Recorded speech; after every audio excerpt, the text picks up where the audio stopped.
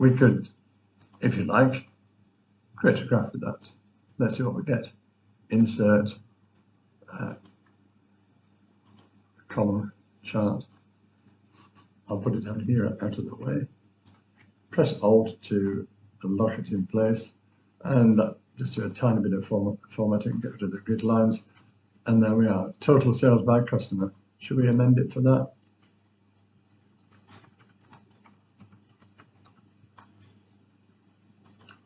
And then let's copy that, paste it, and change that to average price. There we are.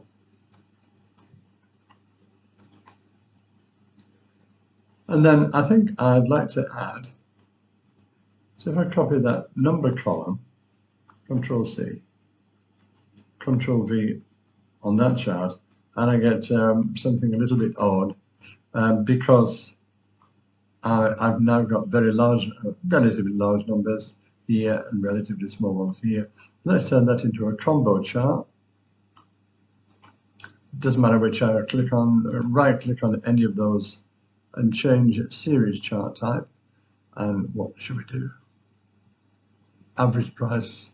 Let's put the average price on the right-hand axis, and let's turn that into a line graph. And so we have something like that. So there we are then. I've got my total sales by customer. There's the names of the customers. And by name, I've got their average selling price and the number of transactions by customer. And of course, best practice says I should label on my axes. Let's assume that that's been done, or we're about to do that. What else have I done in this file?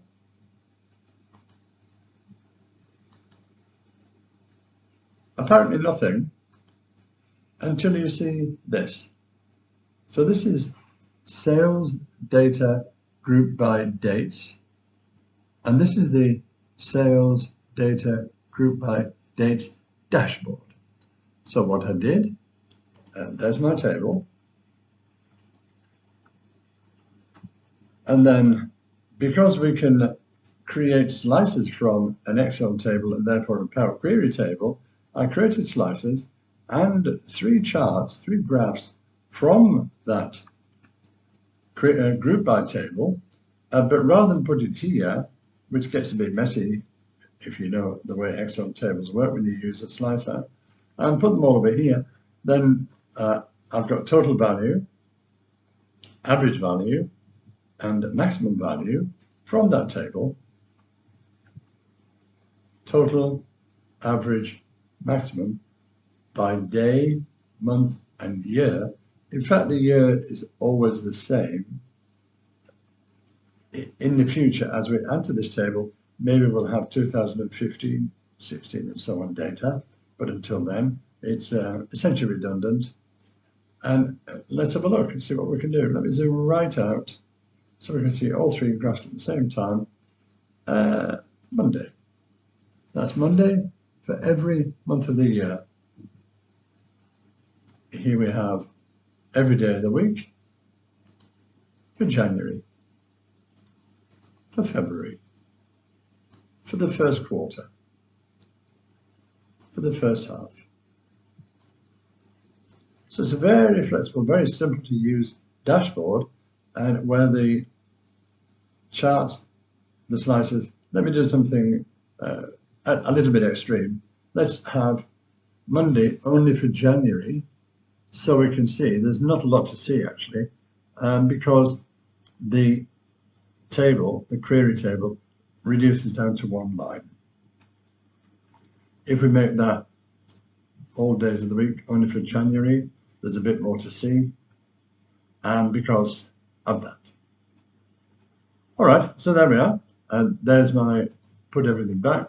There's my chart from my group by. Let's go and have a look at another one. This time, my group by, which is this one, group by date, customer, category. And this time, because of the way, again, because of the way they work, I've left the pivot table on the same worksheet as my group by query, which is quite long, but never mind. By date, customer category, sales value, sales volume, total cost, and I've got a slicer by customer category. So now this is government sales, other sales, retail, and wholesale. I've added 2 columns here. You'll notice they don't appear here, and what they are is click on your pivot table, look at pivot table analyze, and then from field items and sets, calculated field, I created the formula there. Very simple, because I'd included sales values and total cost, so I can evaluate profit. And I won't do it, I won't click OK, but this is how to do it. Find your total sales, sales value, click, minus total cost, click, and then give it a name. I call it profit, and then click OK. And it becomes a new field in your pivot table, in case you've never done this before. Then the second one that I've created is profit margin, and then I need a new value, and I've done it already, so it is already there, but when you first do this, it's not. It's profit divided by sales value. And you can multiply by 100 here if you like, then that's your percentage, or I always leave it as a decimal, not multiply by 100. Click OK, and then I'll format in the pivot table itself. So there we are then.